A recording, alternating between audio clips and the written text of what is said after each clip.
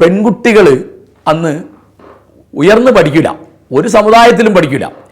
7ാം class കഴിഞ്ഞ് 8ാം ക്ലാസ്സിലൊക്കെ പോകുന്ന പെൺകുട്ടികൾ അപൂർവമാണ്. ഇപ്പോൾ ഞാൻ 8ാം ക്ലാസ്സിൽ ചേർന്നപ്പോൾ അവിടെ എൻ്റെ ക്ലാസ്സിലുണ്ടായിരുന്ന 4 പെൺകുട്ടികളാണ്.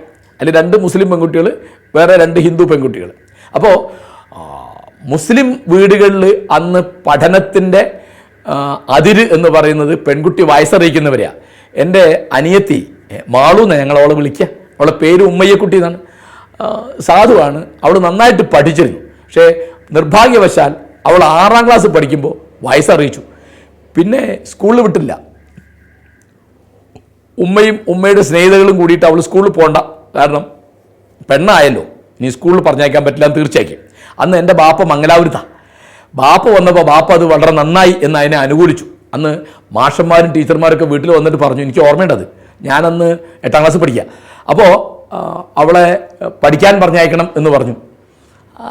ആളുകളത് മതവിരുദ്ധമായൊരു പണിയാണ്, അത് ദൈവത്തിന് നിരക്കാത്തതാണ് എന്ന മട്ടിൽ അത് മാഷന്മാരോടൊക്കെ നല്ല വാക്ക് പറഞ്ഞയച്ചു. പക്ഷേ അവൾ സ്കൂളിൽ പഠിപ്പിച്ചില്ല. അപ്പോൾ 2 തരത്തിലുള്ള വിലക്കാണ് അന്ന് പെൺകുട്ടികൾക്ക് ഉണ്ടായിരുന്നത്. അവർ എഴുത്ത് പഠിക്കുന്നത് ഹറാമാണ് എന്നൊരു നിലപാട്.